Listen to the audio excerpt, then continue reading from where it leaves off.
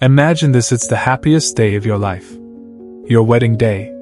The church is filled with laughter and tears, friends and family seated with smiles as soft music fills the air. The smell of fresh flowers, the sound of children giggling, the sight of a bride glowing in her dress, it all feels magical. Emily stood at the back of the aisle, heart racing, eyes sparkling. In just a few moments, she would walk toward the man she had loved since she was a teenager. Everything felt perfect, until it didn't. Because just minutes before the ceremony, Jake disappeared. No one knew where he went. No goodbye. No explanation. Just gone. The man she was about to marry vanished like a ghost. Panic spread like wildfire. Bridesmaids started whispering nervously. The best man rushed to the back. The music stopped. The room fell into a heavy silence. Emily's smile faded into confusion, then fear, then complete heartbreak. She clutched her bouquet tighter, hoping this was a bad joke. But Jake never walked through that door. "Has anyone seen Jake?" his mother asked, voice trembling. She'd been fixing his boutonniere just 20 minutes earlier. The wedding planner's walkie-talkie crackled with urgent whispers. Security checked the bathrooms, the parking lot, the nearby streets. Nothing. Emily's father approached her gently. "Sweetheart, do you want to step away for a moment?" But she couldn't move. Her feet felt rooted to the floor, her body frozen in disbelief. This couldn't be happening. Not to them. Not today. Their story had always been one everyone admired. Emily and Jake were childhood sweethearts from a small town in Ohio. Their love started when they were just kids, both 14, sitting next to each other in art class. He teased her about the way she sketched cartoon faces, and she rolled her eyes at his jokes. That's how it began. Their first real conversation happened when she dropped her pencil case, scattering colored pencils across the floor. Jake helped her gather them, intentionally mixing up the colors. "You know," he said with a grin, "I think art is supposed to be chaotic. And I think you're just trying to annoy me." She'd replied, but couldn't hide her smile. What followed were years of laughter, late-night talks, high school dances, and walks home under the stars. By the time they were in college, they were already promising each other forever. They weathered the storm of growing up together, the awkward phases, the family arguments, the different dreams that sometimes pulled them in opposite directions. When Jake's parents divorced during their senior year, Emily was the one who held him when he cried. When Emily doubted her talents, Jake was the one who covered her bedroom with sticky notes, listing all the reasons she was brilliant. Even when they were miles apart, they made it work. Jake went to architecture school. Emily pursued fashion. They'd fall asleep on video calls, send handwritten letters during exam season, and visit each other during holidays.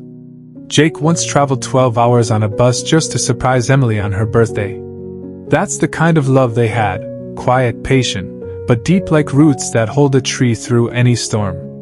Everyone in town said they were meant to be. "If anyone's going to make it, it's those two," people would say. And then came the proposal. It was simple, yet unforgettable. Jake took Emily back to the bench at their high school where they first kissed. The sun was setting, the sky painted in gold.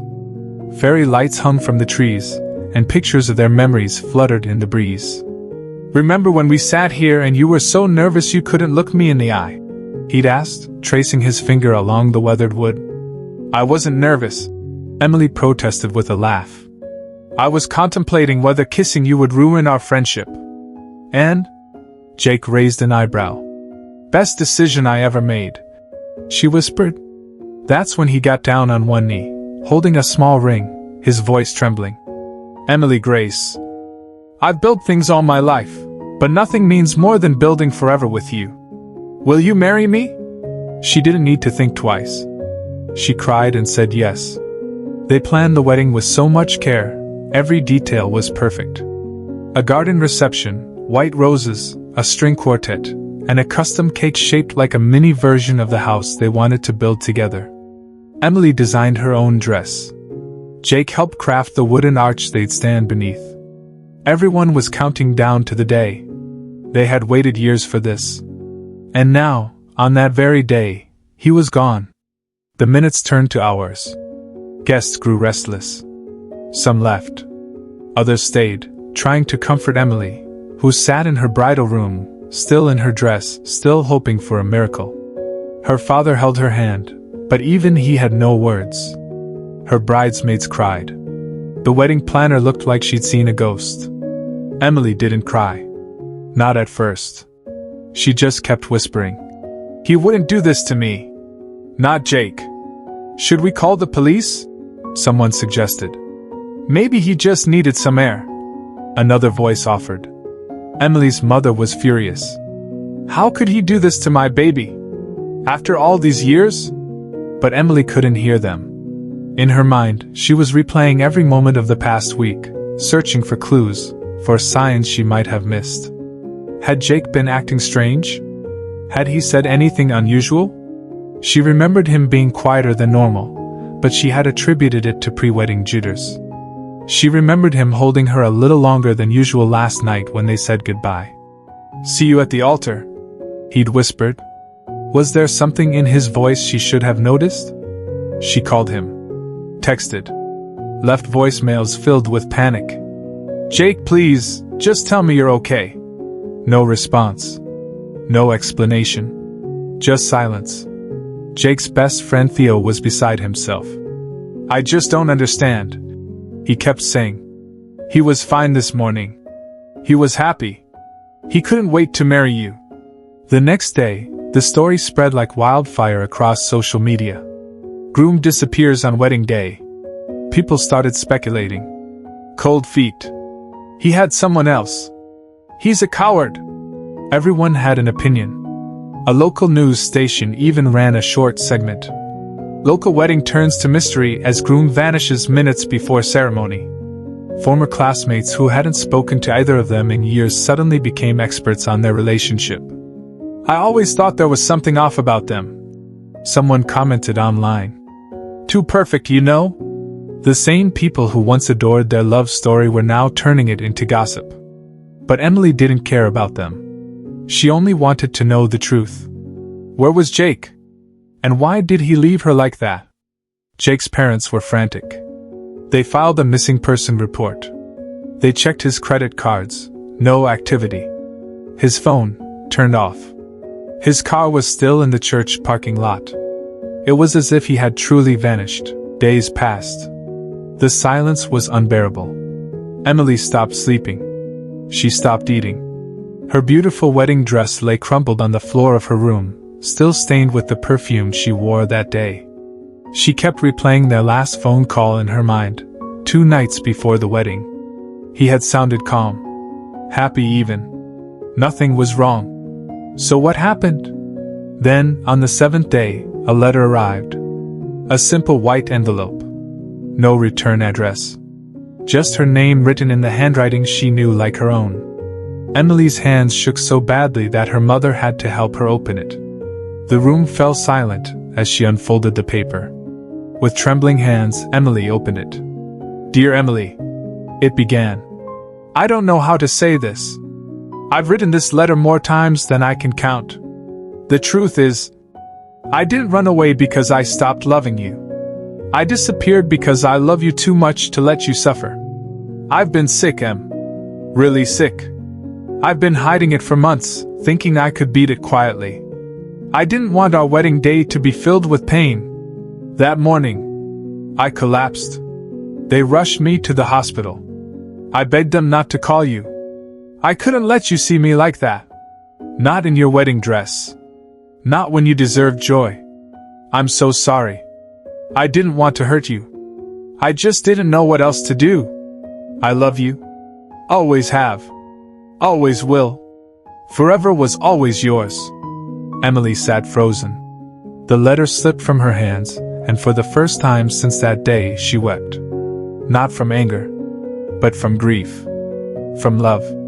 From confusion. Jake hadn't betrayed her. He had been suffering silently. And he chose to protect her, even if it broke her heart. "Which hospital?" she managed to ask through tears. "The letter doesn't say which hospital." Her father made the calls. Her friends searched. For hours, they contacted every hospital in a 50-mile radius. And finally, they found him. Without waiting a second longer, she rushed to the hospital. Her heart pounded as she searched room to room. And finally, she saw him. Jake was lying in bed, thinner than she remembered, eyes tired but still holding that same boyish glow. He looked at her with guilt and fear. "I thought you'd hate me," he whispered. Emily didn't say a word. She just held his hand and cried beside him. "Why didn't you tell me?" she finally asked, her voice barely audible. "I didn't want to be the guy who made you a nurse instead of a wife," he admitted. "You deserve the fairy tale, Em. Not hospital rooms and medicine schedules. That wasn't your choice to make," she said, anger finally seeping through her grief. "You should have trusted me. Trusted us." Doctors told her about the illness, a rare autoimmune disorder that had suddenly worsened. Jake had been trying to hide it, hoping he could get through the wedding before telling her. But his body had other plans. The morning of the ceremony, his body gave up.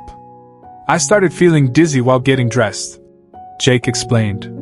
"Then my vision blurred. I thought I could push through it. I wanted to see you walk down that aisle more than anything. But then everything went black. Next thing I knew, I was in an ambulance." "And you told them not to call me?" Emily asked, hurt evident in her voice. "I panicked," he admitted. I thought I was dying, Em. And I couldn't bear the thought of you seeing me like that. Not on what was supposed to be the happiest day of our lives." From that day on, Emily never left his side. She moved into his hospital room. She turned the wedding funds into treatment help. The white roses she had ordered for the altar now filled his hospital table. She read to him every night, held his hand through every blood test, kissed his forehead after every painful injection. Some of their friends didn't understand. "You can still walk away," one whispered when Jake was sleeping. "No one would blame you."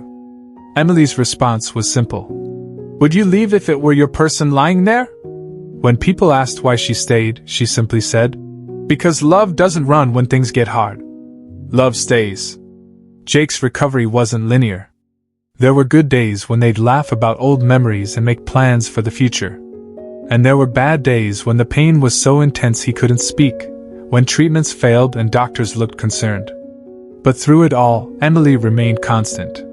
"You know," she told him one evening as she helped him walk down the hospital corridor, "I always thought our love story was perfect.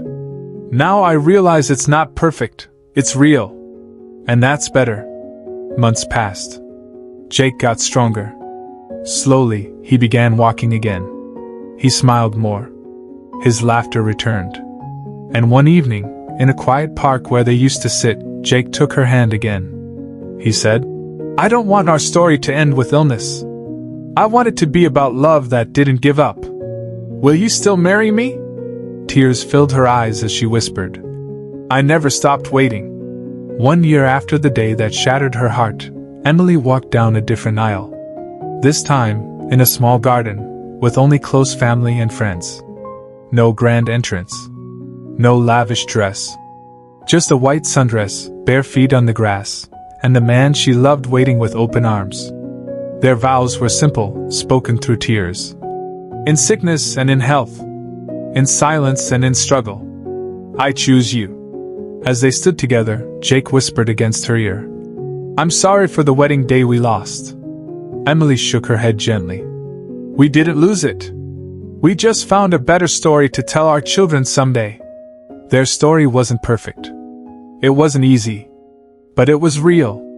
And real love doesn't run. They learned that sometimes the greatest act of love isn't a grand gesture. Sometimes it's just staying. It's choosing each other again and again, even when life has other plans. Jake still had health challenges. Emily still had moments of fear. But they faced them together, no secrets between them. The funny thing is, Jake admitted months after their wedding, "I thought I was protecting you by keeping you away. But you were always the strongest one between us." "That's not true," Emily replied. "We're strong together. That's the whole point. If you've ever been hurt, left behind, or made to feel like your love story ended too soon. Remember this: sometimes, the deepest pain reveals the truest love. Sometimes, the one who disappears comes back with a truth that changes everything. And sometimes, forever looks nothing like the fairy tales. But it's still beautiful. So, if this story touched you, share it with someone who still believes in love. Someone who needs to be reminded that even after the worst heartbreak, healing, and hope can still grow. And if you want more stories like this, stories that speak to the soul and remind you why love is always worth the fight, then stay with us. Because the greatest love stories aren't always the ones without pain. They're the ones where two people look at the pain and say, "Even this won't stop us." What would you have done if you were Emily? Would you have stayed? Or would you have walked away? The answer says more about your heart than you might realize.